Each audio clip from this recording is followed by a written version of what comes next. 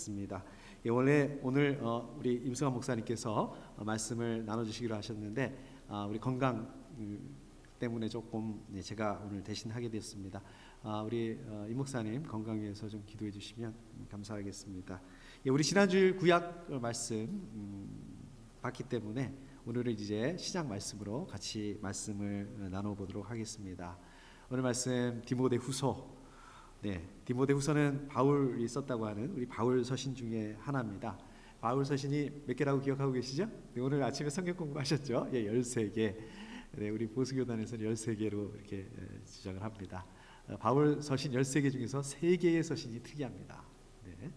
보통 다 교회에다 보낸 서신인데 이거 하나 또 있군요. 사람에게 보낸 서신이 4개 있는데 그 중에서 이제 3개, 디모데전서, 디모데후서, 또 디도서. 이분들 뭐 하시는 분들이 이게 누구한테 보낸 겁니까? 우리 디모데하고 디도에게 보낸 편지입니다. 디모데하고 디도 뭐 하시던 분들이십니까? 목사님이시죠? 목사님들이셨죠. 우리 교회를 이렇게 섬겼던 목사님들. 그래서 목사님들에게 보낸 편지다, 서신이라 그래서 특별히 목회 서신이라고 이렇게 부르기도 합니다. 여러분들 우리 지난주 중인가요? 저도 이제 아리까리합니다. 우리 디모데후서 개관에 대해서 들으셔서 기억하시겠지만 우리 디모데후서 바울이 순교하기 전에 거의 직전에 쓴 이렇게 편지다. 우리 바울 서신 중에서 가장 나중에 쓰여진 그 편지다. 이렇게 들으셨죠? 또 그렇게 알고 계시고요. 그래서 보면은 마치 그 바울의 그 유언과 같은 영적인 아들이죠. 우리 그 디모데에게 유언을 남긴 것 같은 그러한 편지라고 봐도 좋을 것 같습니다. 그래서 이제 이런 말씀이 나오죠. 나는 선한 싸움을 다 싸우고 달려갈 길을 마치고 믿음을 지켰습니다. 저는 저 말씀을 볼 때마다 감동이 됩니다. 그냥 굉장히 뜨거워지고 나도 저렇게 고백할 수 있었으면 좋겠다. 이런 생각들을 하기도 하고 그렇습니다. 굉장히 숙연해지고 그렇습니다. 자, 그런가 하면은 우리 성경은 보통 이게 굉장히 거룩하고 야 디모데야, 우리 뭐 세번역에는 중에 존댓말로 되어 있지만 나한테 좀 오십시오, 나한테 좀 와라. 이렇게 저 아버지가 이렇게 그 병약해지시니까 야 한번 와라, 이제 저한테 그렇게 얘기를 하시더라고요. 마치 그런 것을 보는 그런 느낌입니다. 빨리 와라, 좀 빨리 왔으면 좋겠다. 이런 말씀도 있고요. 디모데후서에 또 겨울이었던 것 같아요. 외투를 좀 가져왔으면 좋겠다. 올 때 역시 우리 사도 바울 잃어버리지 않고 책을 좀 가져왔으면 좋겠다. 두루마리 책을 좀 가져왔으면 좋겠다. 이렇게 부탁을 하기도 합니다. 또 역시 아들에게 하는 말이니까 못지않게 누구누구는 꼭 경계를 해야 된다. 누구누구는 바울을 버리고 떠났다. 이 바울이 지금 그 감옥에 있는 그런 상황이죠. 오늘 우리 임 목사님의 성경 공부 시간에도 얘기했지만 그냥 이렇게 착고를 차고 수갑을 차고 막 이제 이런 그 상황 가운데서 누구누구는 이제 사람들이 이제 다 하나 둘 이제 바울을 버리고 떠납니다. 바울하고 있으면 괜히 엮일 것 같거든요. 자, 그래서 사람들이 이렇게 떠났는데 누구누구는 나를 떠났다. 이런 얘기를 하기도 합니다. 바울이 디모데후서는 바울의 그 삶의 끝자락에서 끝부분에서 디모데에게 보낸 편지다. 자, 이게 이제 디모데후서인데요. 디모데후서 중에서도 디모데후서가 이제 4장으로 이루어져 있으니까 오늘 3장 끝부분, 이 부분은 디모데에게 쓰는 그 마지막 부탁이라고 이렇게 보시면 됩니다. 우리 세번역에도 이렇게 제목이 그렇게 붙어 있죠, 그렇죠? 12절에 보시면 그리스도 예수 안에서 경건하게 살려고 하는 사람은 모두 박해를 받을 것입니다. 디모데후서 많이 읽었는데요. 말씀을 준비하다 보니까 저게 탁 보이더라고요. 이런 말씀이 있었구나. 경건한 삶을 살렵니까? 경건한 삶을 좀 살아보려고 이렇게 하면, 지금 경건하게 살려고 하면 박해를 받을 수밖에 없어, 이 말이죠. 그럼 뭐 경건하게 안 살면 박해 안 받을 수 있는 거 아니겠습니까? 우리가 박해를 안 받으려면 경건하게 안 살면 되는 거 아닌가? 그런데 무슨 얘기입니까? 저렇게 쓰는 의도는 영적인 아버지로서 박해를 이겨내야 된다. 참 대단하죠? 박해를 이겨내고 경건하게 살 수 있어야 된다. 이렇게 격려하고 있습니다. 그리고 또 무슨 말씀을 하고 있습니까? 진리 안에서 머물러라. 진리 안에서 머물러라고 말씀하고 있습니다. 그리고 성경에 대해서 말씀하고 있습니다. 디모데가 어릴 적부터 배우고 어릴 적부터 알아왔던 그 성경 잘 아시죠? 디모데 예, 오늘 그냥 이 목사님 얘기를 많이 하네요. 예, 오늘 아침에도 얘기한 것처럼 디모데가 해프 유대인입니다. 어머니가 유대인이고 그 다음에 아버지는 이제 그리스 사람이죠.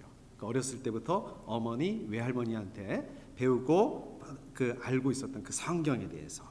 그 성경은 어떤 성경이라고 했습니까? 예수 그리스도를 믿는 믿음으로 구원에 이르게 할 수 있는 지혜를 주는 말씀이다. 성경이. 그리고 17절에 보면 성경은 어떤 능력을 가지고 있다고 그랬습니까? 하나님의 사람을 유능하게 하고 또 온갖 선한 일을 할 수 있게 한다. 이렇게 해서 이제 3장을 맞추죠. 예, 이런 내용입니다.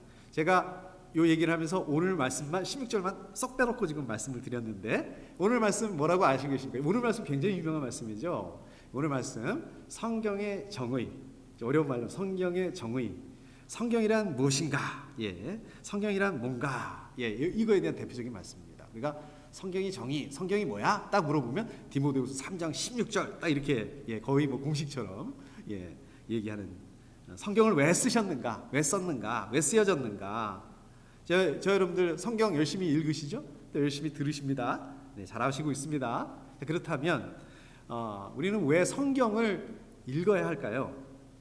자, 그렇다면 우리 성경 왜 읽는 게 어딨어? 그냥 읽는 거지. 성경이니까 읽는 거지. 그럴 수 있습니다. 자, 그러면 성경을 어떻게 읽어야 될까요? 어떤 관점에서 또 뭘 중심으로? 너무 많으니까 우리가 뭘 중심으로 어떻게 봐야 될까요? 오늘은 이걸 중심으로 해서 말씀을 한번 나눠보도록 하겠습니다. 제가 지난주부터 좀 방식을 바꿨죠? 제가 이런 얘기를 할 거다. 예, 지금 무슨 얘기를 하려고 하냐면 16절 오늘 본문 말씀에 대해서 좀 더 자세하게 예, 디모데후서 16절 3장 16절 우리가 성경의 정의라고 알고 있는 그 말씀에 대해서 제가 좀 지금부터 나눠보도록 하겠습니다. 제가 다시 한번 3장 16절 한번 읽어보도록 하겠습니다. 모든 성경은 하나님의 영감으로 된 것으로서 교훈과 책망, 의로 교육하기에 유익합니다. 예, 이렇게 말씀하고 있습니다. 성경에 대한 정의 아주 잘 알고 계시는 유명한 말씀입니다. 자, 여기 보시면 모든 성경은 하나님의 영감으로 된 것으로서 예, 이렇게 돼 있죠. 자, 그게 무슨 말씀입니까? 모든 성경 전부 다 성경 66권은 하나님의 영감으로 기록되어 있다. 기록된 것이다. 자, 이게 무슨 말일까요? 알겠는데 이런 말 참 어려워요. 하나님의 영감으로 기록되었다. 자, 이거 어떻게 하라는 건가요? 자, 이런 건가요? 예를 들자면 이제 이럴 수 있겠죠. 하나님이 우리 그 사람 저자를 불러다 놓고 야, 지금부터 내가 성경에 대해서 얘기를 할 테니까 불러줄 테니까 내가 불러주는 대로 받아쓰기 이렇게 일방적으로 불러주시고 말씀해 주시고 그러면 우리 사람 저자가 받아 적었다 이런 얘기인가요? 성경이 이렇게 기록됐을까요? 물론 그럴 수 있습니다. 우리 모세가 보면 일부 이렇게 예, 그런 부분들이 있는 것 같아요. 그렇지만 어떻습니까? 여러분 잘 아시는 것처럼 성경은 사람 저자가 굉장히 다양해요. 자, 예를 들면 누가 있을까요? 우리 모세도 있고요. 또 누가 있을까요? 사무엘, 다윗, 솔로몬, 또 우리 예언서들을 쓴 예언자들 우리 구약에 또 우리 예수님의 제자들 사복음서 그죠? 또 그 마태는 마태 마가는 아닐 수도 있네요. 예수님의 제자는 아닐 수도 있지만 아무튼 예. 또 누가 있습니까? 아까도 말씀드렸던 것처럼 바울 이렇게 다양한 사람들을 통해서 기록을 합니다. 그 다음에 내용이나 양식도 굉장히 다양합니다. 어떤 게 있을까요? 우리 구약부터 보면 성경에는 법을 기록한 것도 있고요. 또 역사를 기록한 말씀도 있고요. 또 예언을 기록한 말씀도 있고요. 또 시도 있습니다. 시 좋아하세요? 시도 있고요. 또 오늘처럼 이렇게 편지들도 있습니다. 그 성경은 우리 기록하는 사람을 무시하고 하나님께서 일방적으로 내가 불러주는 대로 받았어 이게 아니라 성경은 하나님의 영감으로 기록이 되었지만 성경을 기록한 그 사람의 인격, 그 사람의 개성, 그 사람의 특성, 그 사람의 성격. 어떤 사람은 성격 급한 사람은 성격 급한 대로 그것이 나타나고 또 차분한 분은 아주 차분한 그런 문체가 나타나고 이것들이 다 반영이 됩니다. 이런 어휘라든지 문체라든지 다양합니다. 그 다음에 역사적인 상황, 배경을 다 이렇게 감안을 해서 기록을 하고 있는 것이 그것이 성경입니다. 그래서 성경은 마치 하나님과 사람이 한 팀을 이루어서 아주 유기적으로 이렇게 기록이 됐다는 것을 알 수 있습니다. 자, 그렇기 때문에 성경은 한 가지를 말씀하고 있습니다. 그래서 굉장히 다양하지만 하나님의 영감으로 쓰여졌기 때문에 성경은 한 가지를 말씀하고 있습니다. 어떤 걸까요? 물론 여러분이 생각하시는 여러 가지 그 한 가지가 여러 가지일 수도 있겠지만 제가 생각하는 그 한 가지, 하나님 되심, 그렇죠? 네. 하나님의 은혜, 하나님의 사랑이 어떠한지 거기에 대해서 굉장히 다양한 사람들이 다양한 시간을 통해서 다양한 양식과 다양한 형식으로 쓰고 있지만 결국은 모아보면 다 그런 것들이라는 거죠. 어떻습니까? 마치 우리 그 축구 선수 보면 어때요? 똑같은 옷들을 입고 있죠. 유니폼을 입고 똑같은 방향을 향해서 우리 골대가 아니라 저쪽 상대방 골대를 향해서 골을 넣기 위해서 열심히 달려가지 않습니까? 근데 그런 식이 아니에요. 우리 성경은 그런 식이 아니라 마치 오케스트라를 연주하는 것처럼 악기 하나하나가 굉장히 여러 악기가 다양하게 다르게 합니다. 예를 들면 바이올린 파트는 바이올린 파트를 하고요. 첼로 파트는 첼로를 또 파트로 하고요. 다르잖아요. 그 악보 자체가 다르잖아요. 아닌가요? 제가 잘 몰라서 플룻 파트는 또 플룻 파트를 이렇게 합니다. 자, 그런데 이거를 다 모아놓으면 이거를 다 이렇게 하나로 이렇게 듣고 보면 전체로 이렇게 들어보면 화음이 맞습니다. 하모니가 맞습니다. 아주 아름다운 음악이 됩니다. 음악이 안 나오네요. 여기서 음악을 딱 틀어주기로 이렇게 약속이 됐었는데 보세요. 악기가 다 다른데 다르죠? 다르게 연주하는데 하나를 향해서 한 곡을 향해서 가고 있죠. 네, 그만하시죠. 감사합니다. 네, 자, 자세히 이렇게 들어보면 다 다릅니다. 그러나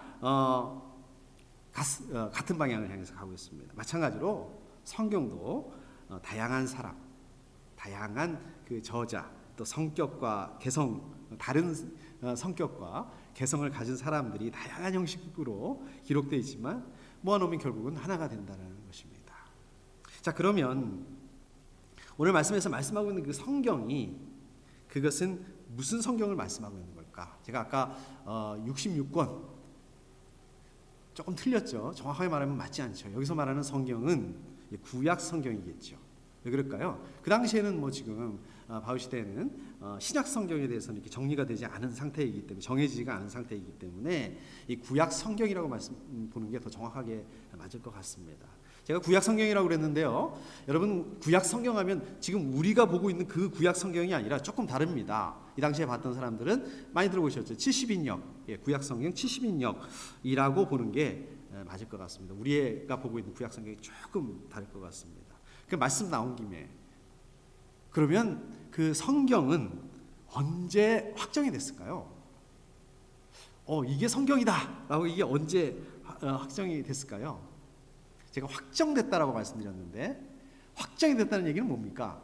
원래 있었는데 이렇게 정했다는 얘기죠. 확실하게 정했다.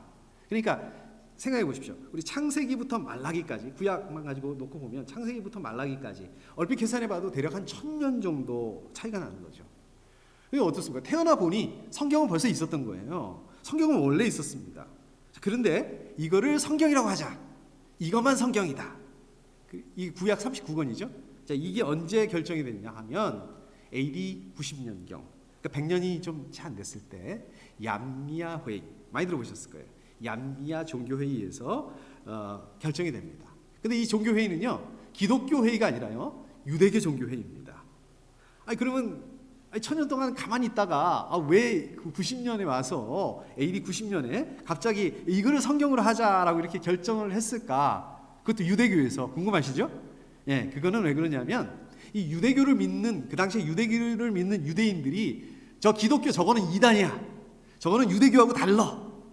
그러니까 이것만 성경이다. 이 사람들도 그 전까지는 아무 문제 없었어요. 그냥. 근데 이게 이제 문제가 된 거죠. 이것만 성경이다. 그리고 이제 구약 39권을 결정을 합니다. 이 유대교는 기독교하고 다르다. 유대교만 정통이다. 기독교는 이단이다. 이거를 얘기하기 위해서 그거를 하기 위해서 구약 39권을 정했는데 참 아이러니컬하게도 하나님께서 어떻게 역사하셨습니까? 기독교 우리도 성경을, 더 정확하게 말하면 구약 성경을 그것을 그대로 갖다가 사용하도록 이렇게 만드시죠. 자, 그러면 신약 성경은 언제 결정이 됐을까요? 네, 왜 결정이 됐을까요? 비슷합니다. 우리 신약 성경은 어떻게 결정되냐? 우리 기독교가 그 오랜 시간 동안 박해를 받습니다. 어려움을 받습니다. 유대교한테 박해받죠. 또 우리 그 로마 제국에게 박해를 받게 되죠. 그래서 여러분 잘 아시는 것처럼 다 같이 모이지를 못하고 이렇게 지하로 소그룹으로 모이고 또 지하교회로 모이고 또 무덤에서 모이고 막 그렇습니다. 밤에 모이고. 자, 그러다 보니까 어떻게 될까요? 서로 커뮤니케이션을 못하니까 야, 이게 맞다라고 이렇게 그 이단이 생기기 시작하는 거예요. 근데 또 이단이 막 들어옵니다. 근데 그걸 어떻게 해결할 수 있는 방법이 없는 거예요. 어떤 게 맞는지 어떤 게 이단인지 모르는 거예요, 나중에는. 그러다가 이제 우리 그 기독교 역사 보면 어떤 일이 일어납니까? AD 313년에 로마 황제 콘스탄티누스인가요? 콘스탄틴 황제가 기독교를 공인을 하죠. 자, 이제 기독교를 믿어도 좋다 이렇게 공인을 하죠.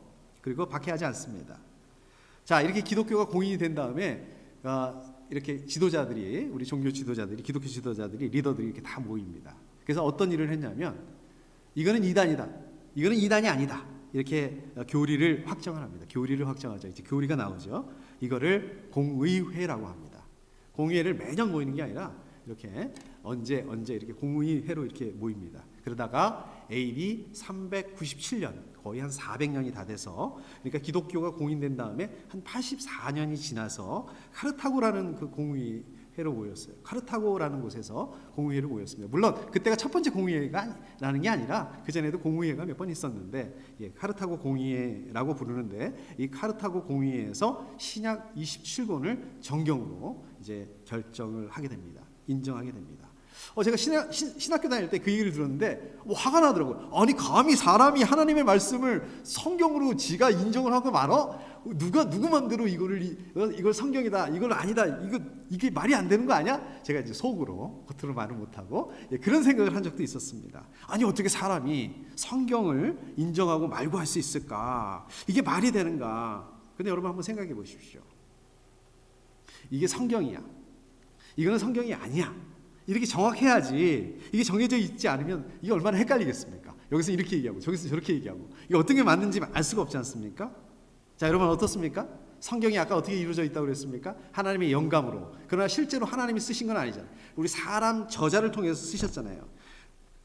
표면적으로는 성경이 마치 사람이 쓴 것처럼 사람이 쓴 책으로 보이지만 그 중심에는 뭐였습니까? 하나님의 영감으로 된 것처럼, 똑같은 논리로 표면적으로는 공의회에서 사람들이 이거는 성경이다, 이거는 성경이 아니다, 이렇게 정경을 결정했지만, 그렇지만 어떻습니까? 이거보다 하나님의 영감으로, 하나님의 인도하심으로 성경이 결정되게 된 거예요. 사람들 마음대로 한 게 아니라. 그리고 또 어떻습니까? 여러분 성경을 읽어보시니까 어떻습니까? 성경은 어떤 힘을 가지고 있어요? 성경은 그 자체가 우리 심령 가운데 이게 바로 하나님의 말씀이다라는 것을 증명합니다. 그런 말이 있죠. 성경 말씀은 성경 말씀을 통해서 증거해야 된다, 증명해야 된다. 자, 다시 말하자면 하나님께서 직접 성경이 되도록 하셨다. 그것을 기억해야 됩니다. 자,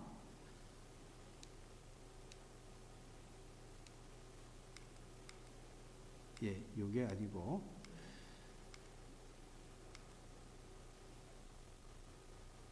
이게 왜 이렇게 돼 있죠? 왜 안 넘어갑니다. 이게 네. 자, 보시죠. 모든 성경은 하나님의 영감으로 된 것으로서. 자, 이 무슨 말입니까? 모든 성경은 하나님의 영감으로 된 것으로서 기록됐다. 하나님의 영감을 통해서 기록됐다는 말씀이죠. 네. 이 말씀은 성경이 하나님께서 직접 쓰셨다. 하나님께서 우리 사람 저자를 통해서 쓰셨다. 자, 이 말씀입니다. 하여튼 하나님이 쓰신 거예요. 자, 여러분 하나님 어떤 분이십니까? 여러분 하나님 어떤 분이라고 알고 계십니까? 완전한 지혜를 가지신 분입니다. 하나님 전지전능하신 하나님입니다. 지금은 그렇게 기도하지 않지만 제가 어렸을 때는요 항상 그렇게 기도했습니다. 전지전능하신 하나님, 천지를 만드신 하나님, 그렇게 이게 기도가 고백이 된 거죠. 전지전능하신 하나님입니다. 자, 이렇게 완전한 지혜를 가지고 계시고요, 또 이렇게 전지전능하신 하나님께서 성경을 쓰셨다. 자, 그러면 성경은 어떨까요? 그렇습니다. 하나님의 완전한 지혜, 또 전지전능하신 하나님의 그 전지전능하심이 우리 성경에 반영이 되어 있습니다. 자, 그렇기 때문에 성경은 어떻습니까? 오류가 없습니다. 틀린 게 없어요. 그래서 이걸 뭐라고 합니까? 조금 유식하게 성경은 무오하다. 오류가 없단 말이에요. 틀린 게 없단 말씀입니다. 자, 그뿐만 아니라 어떻습니까? 하나님이 직접 쓰신 거기 때문에 어떻습니까? 예, 성경은 귀하고 또 소중하다. 이 말씀입니다. 권위가 있다는 말씀입니다. 우리 캐톨릭에서는, 로맨 캐톨릭에서는 어떻습니까? 그 교황님이 말씀하신 그 말씀이 성경하고 같은 레벨이라고, 같은 권위를 둔다라고 저도 이렇게 들었습니다. 그러니까 왜 그렇게 할까요? 가톨릭에서는 교황님을 하나님의 대리자라고 이렇게 생각하기 때문에 그 하나님의 대리자가 말하는 그 권위도 성경 말씀하고 같은 권위를 갖는다라고 이렇게 생각을 하는 것입니다. 근데 어떻습니까? 모든 성경은 하나님의 영감으로 됐다. 하나님의 영감으로 기록됐다. 이 오늘 말씀을 놓고 비교해 보면 어떻습니까? 성경의 권위, 이 성경의 권위를 어떠한 사람, 그분이 뭐 교황님, 아무리 교황님이라 한다 하더라도 그 피조물이잖아요. 하나님의 권위하고 비교할 수가 없습니다. 또 어떤 그 일부 장로교 목사님들은 장로교 목사님들 다 그렇다는 게 아니라 장로교 목사님들 일부에서는 이 칼빈 말씀, 그죠? 존 칼빈, 칼빈 말씀이 제가 틀렸다는 말씀이 아닙니다.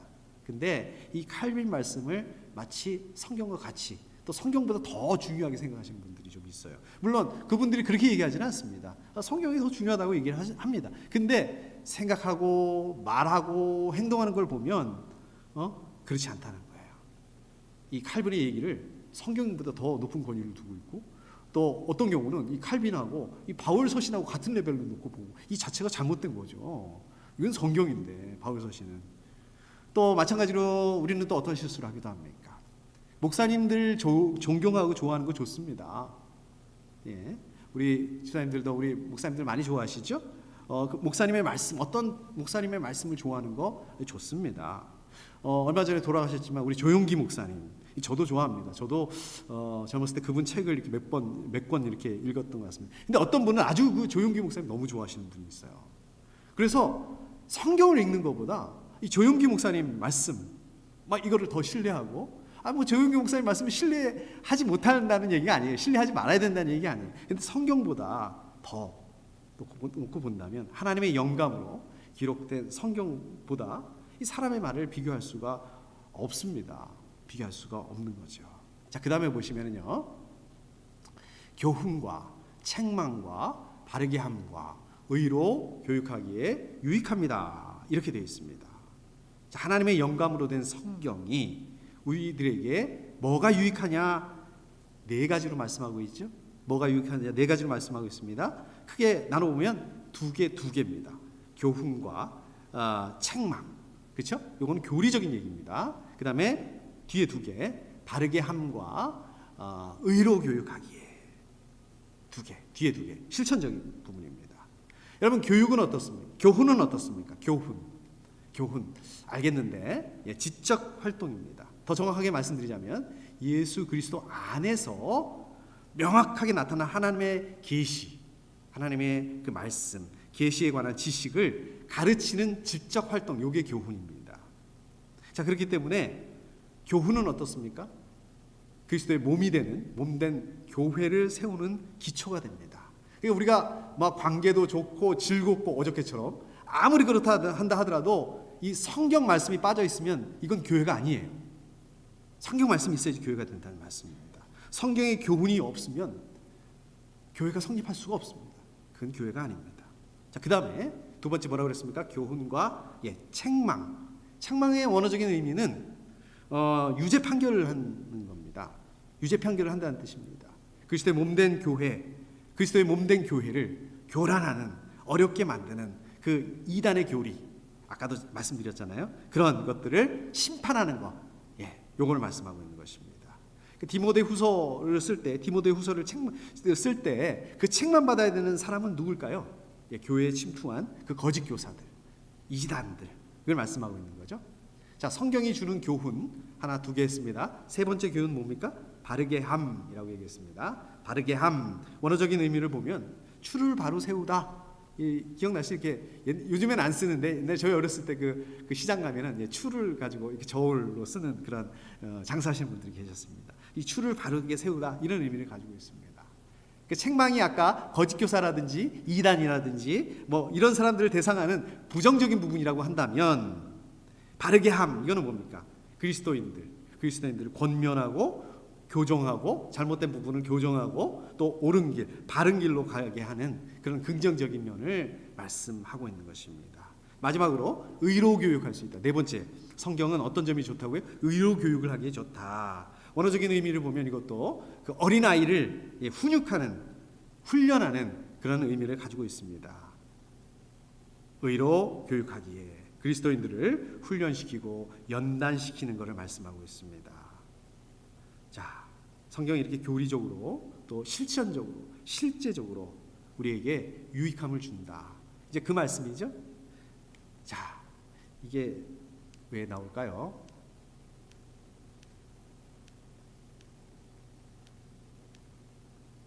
적용해 보도록 하겠습니다. 오늘 말씀을 적용해 보도록 하겠습니다. 자, 오늘 말씀을 적용해 보면 뭘까요? 첫 번째로, 성경 말씀을 따라서 살아야 된다. 따라서 살아야 된다. 15절 말씀. 성경은 제가 한번 읽어보겠습니다. 성경은 그리스도 예수를 믿는 믿음으로 말미암아 그대에게 구원에 이르는 지혜를 줄 수 있습니다. 이렇게 말씀하고 있죠. 여기 15절 말씀이고요. 자, 그 다음에 16절 앞부분 아까 읽었던 거 다시 한번 보겠습니다. 모든 성경은 하나님의 영감으로 된 것으로서. 그 다음에 16절 뒷부분 16절 교훈과 책망과 바르게 함과 의로 교육하기에 유익합니다. 여러분 잘 보시면 15절 그 다음에 16절 이렇게 둘로 나눠보면 이게 세 개의 단계로 이루어져 있는 것을 알 수 있습니다. 저 여러분들이 살아가는데 지침서가 된다는 거예요. 성경이 하나님의 감동으로 된 성경이 우리 삶의 지침서가 된다. 우리 삶의 지침서가 되는 것은 이 하나님의 감동으로 된 성경밖에 없다. 하나님의 영감으로 된 성경밖에 없다. 이 하나님의 영감으로 된 이 성경만이 저 여러분들에게 진리가 뭐고 또 우리가 어떻게 살아야 되는지 이거를 알 수 있게 한다라는 말씀입니다.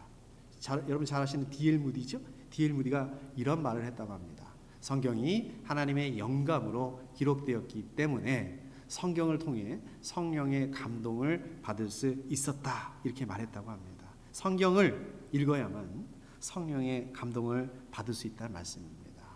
또 사무엘 테일러 컬리지라는 사람인데요. 영국 시인인데요. 이렇게 말을 했다고 합니다. 성경은 내가 해결할 수 없었던 삶의 문제를 정확히 해결해 주었고 헤어날 수 없었던 사망의 골짜기까지 찾아와서 나를 구원해 주었다.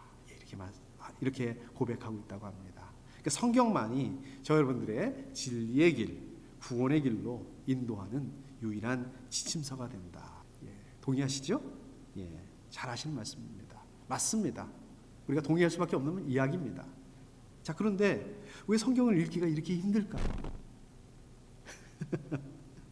성경에 있는 게 중요하다는 거 이거 아는데 이거밖에 없다.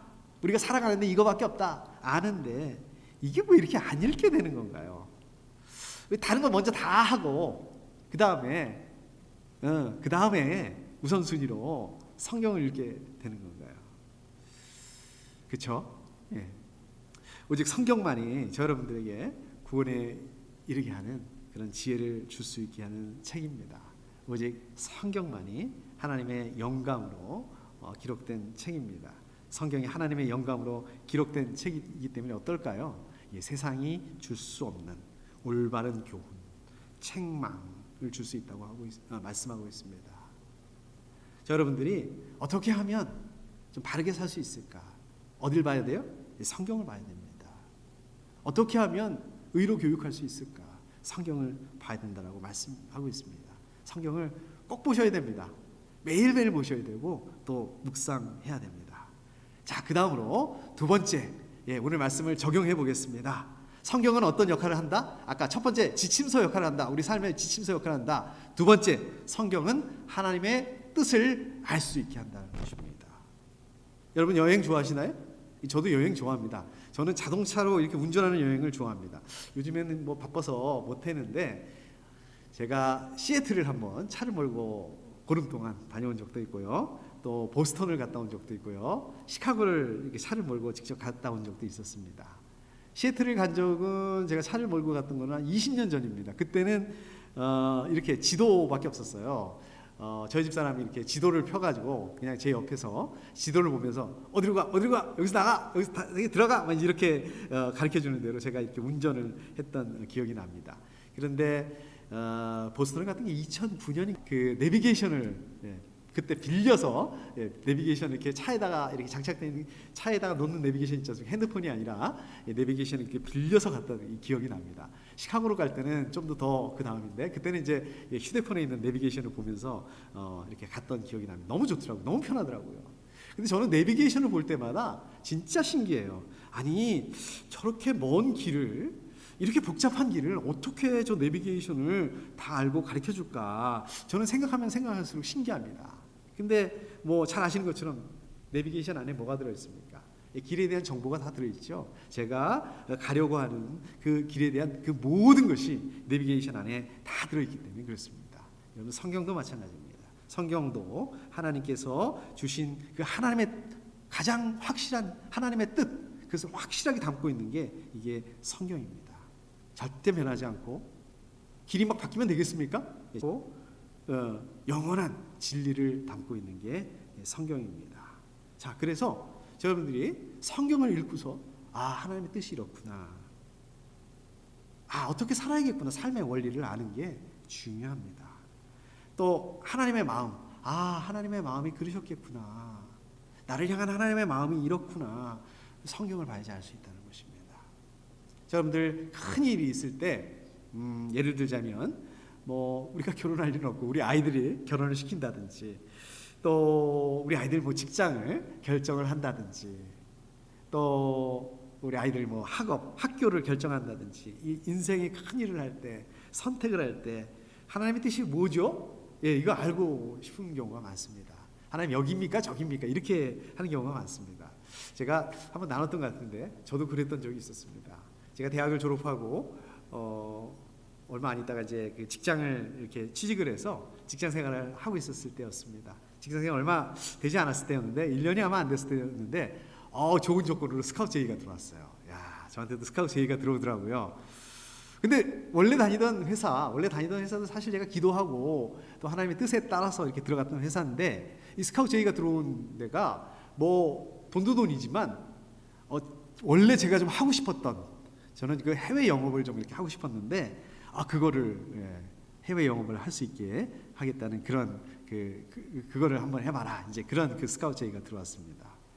근데 제가 이제 그때 그렇게 생각을 했습니다. 정말 하나님이 가라고 하는 데를 제가 기도해보고 가야겠다, 거기서 일을 해야 되겠다, 아주 그렇게 기특한 생각을 했습니다. 그래서 아주 진지하게, 아주 간절하게 이 기도하면서 또 성경을 보면서 하나님 말씀 묵상하면서 기다렸습니다. 그렇게 기도했죠. 제가 하나님, 제가 다니고 있는 이 회사를 그냥 계속 다녀야 됩니까? 아니면 새로 제의가 들어온 저 회사를 가야 됩니까? 하나님, 이 회사인지 저 회사인지 답변을 해주십시오. 알려주십시오. 제가 이렇게 기도했습니다. 아마 여러분들도 그런 기도 많이 하실 거예요. 저하고 좀 비슷할 것 같아요. 하나님이 이 회사다 이렇게 말씀해 주시면 제가 이 회사를 지금 다니고 있는데, 하나님이 저 회사다, 그 새로운 회사다 라고 말씀하시면 제가 그쪽으로 가겠습니다. 정말 그럴 마음이 있었어요. 정말 그러고 싶었어요. 정말 그러려고 했습니다. 정말 며칠을 기도했는데 하나님이 응답해 주지 않으셨습니다. 더 정확하게 말하자면 이 회사다, 지금 다니고 있는 회사다, 아니면 저 새 회사다 이렇게 말씀해 주지 않으셨습니다. 그냥 저는 그 하나님의 응답을 기대하면서 성경을 볼 때마다, 제가 기도할 때마다, 성경 볼 때마다 성경에 어떤 말씀이 나오냐면 이런 말씀은 나와요. 성경에 이 회사다 이런 얘기가 안 나오고, 저 회사다 이런 얘기가 안 나오고, 성경을 볼 때마다 하나님을 찬양하라, 하나님을 예배하라, 이런 말씀이 나오는 거예요. 아마 그게 시편 말씀이 아니었나 이런 생각이 듭니다. 그때마다 저희는 어떤 생각이 들었냐면 당연하죠. 저는 하나님 찬양합니다. 저는 하나님 예배합니다. 아니 그거 말고요. 하나님 그거 말고 이 회사입니까? 저 회사입니까? 그거를 말씀해 주셔야죠. 제가 그랬던 것 같습니다. 그때 저는 하나님 응답하지 않으셨다. 하나님 아무 말씀 안 하셨다. 기도 응답을 못 받았다. 이렇게 생각을 했는데 시간이 지나고 나서 이렇게 보니까 돌이켜서 보니까 그게 하나님의 응답이었던 것 같습니다. 그러니까 제 관심은 이 회사냐 저 회사냐, 지금 다니고 있는 회사냐 아니면 새 회사냐 이거였는데 하나님의 관심은, 하나님의 마음은 그게 아니었던 거예요. 제가 이 회사, 지금 다니고 있는 회사에서 제가 별로 안 좋았던 그때 마케팅 일을 했어요. 마케팅 일을 하든 아니면 새로운 회사에서 해외 영업 그런 일을 하든가 이게 중요한 게 아니라 어느 회사에서 어떤 일을 하느냐, 하나님 관심, 하나님 중요한 그게 아니라 제가 어느 회사에서 어떤 일을 하든 간에 하나님을 찬양하고 하나님을 예배하기를 바라셨던 것입니다. 이것이 하나님의 마음이었다는 것을 알게 되었습니다. 자, 이렇게 성경은 하나님의 뜻, 하나님의 마음을 알 수 있도록 합니다. 성경 어떻습니까? 성경이야말로 여러분들이 맞닥뜨린 그 상황 가운데서 하나님의 뜻이 어디에 있는지 우리 가운데 알 수 있게 합니다. 확신할 수 있게 합니다. 성경 말씀을 통해서 답을 찾아야 된다는 거예요. 성경 말씀을 통해서 하나님의 뜻과 또 하나님의 마음을 알 수 있도록 해야 된다는 것입니다. 저 말씀을 정리하도록 하겠습니다. 여러분 기억나시나요? 성경을 한마디로 요약한 말씀이 어디에 있습니까? 우리 성경 중에서 성경을 한마디로 요약한 말씀, 성경 퀴즈대회에 자주 나오는 말씀 나왔죠? 잘 알고 계시죠? 요한복음 3장 16절. 똑같습니다. 3장 16 똑같잖아요. 요한복음 대신에 디모데 후서 3장 16절 갖다 놓으면 이 말씀 무슨 말씀입니까? 성경은 뭐냐? 성경의 정의에 대한 말씀. 디모데 후서 3장 16절. 잘 알고 계십니다. 자, 그러면 질문.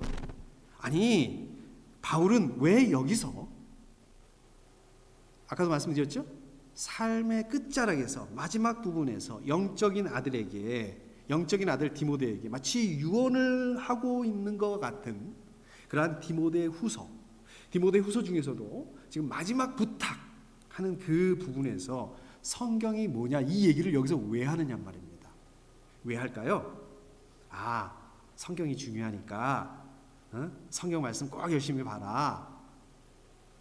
맞죠? 그것도요.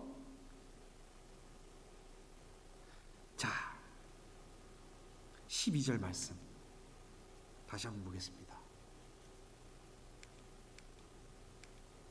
요거네요. 12절 말씀. 그리스도 예수 안에서 경건하게 살려고 하는 사람은 모두 박해를 받을 것입니다. 그렇습니다. 바울이 예수 그리스도의 복음을 전파하기 위해서 어떻게 살았습니까? 평생을 바쳤죠. 그런데 또 바울은 예수 그리스도를 위해서, 예수 그리스도 안에서 경건한 삶을 위해서 달려왔습니다. 자, 그런데 어땠습니까? 그리스도의 복음을 전하기 위해서 또 경건하게 살기 위해서 그럼 막 칭찬받고 막 이렇게 뭐라 그럴까요? 존경받고 막 이렇게 돼야 되는데 그 대신에 그거가 아니라 평생을 어떻게 살았다고요? 박해를 받고 평생을 어려운 가운데 살았다는 거예요. 그리고 앞으로 바울처럼 디모데가 그런 삶을 살아야 되는데 또 디모데뿐만 아니라 그 당시 그리스도인들뿐만 아니라 저와 여러분들 그리스도 안에서 경건하게 살아야 되는데 그리스도 복음을 위해서 살아야 되는데 그렇게 살다 보면 내가 좀 경건하게 살아야지 이러다 보면 어떻다고요? 칭찬과 축복이 온다고요? 아니에요. 칭찬과 축복 대신에 박해와 어려움, 그래도 그리스도 안에서 예수 그리스도 안에서 경건하게 살아야 된다. 그리고 고난을 극복할 수 있는 방법이 하나 있어. 그거를 내가 얘기해 줄게. 그게 뭡니까? 바로 하나님의 말씀을 더 배우고 더 익히고 더 힘써라. 왜요? 하나님의 말씀, 성경이죠. 하나님의 영감으로 기록된 거기 때문에 하나님의 말씀은 교훈과 책망과 바르게 함과 의로 교육하기에 유익하기 때문에 성경은 하나님의 사람을 유능하게 하고 또 선한 일을 감당할 수 있게 하기 때문이다. 마찬가지로 저 여러분들 어떻습니까? 하나님의 말씀대로 경건하게 살려고 해야 되는데 그렇게 경건하게 살려다 보면 어려움이 올 수밖에 없어요. 박해가 올 수도 있습니다. 부당한 대우를 받을 수도 있습니다. 이걸 어떻게 이겨나가야 될까요? 우리가 이걸 어떻게 극복해야 될까요? 좀 도와줄 만한 사람을 찾아가면 될까요? 좀 돈을 가지고 있으면 좀 해결이 될까요? 아니 뭐 경건이고 뭐고 그냥 뭐 다른 사람들처럼 적당히 그렇게 살면 되는 걸까요? 아닙니다. 비결은 하나, 하나님의 말씀을 배우고 익히는 데 힘써야 됩니다. 조금 힘들지만 어렵지만 그래도 하나님의 말씀을 매일매일 읽어야 된다. 성경을 하나님의 말씀을 묵상해야 됩니다. 성경 공부를 해야 됩니다. 하나님의 말씀을 들어야 됩니다. 기도해야 됩니다. 그래야 감당할 수 있습니다. 그래야 이겨낼 수 있습니다. 이번 한 주간 하나님의 말씀을 통해서 이겨내고 승리하실 수 있기를 축복합니다. 우리 함께 기도하겠습니다.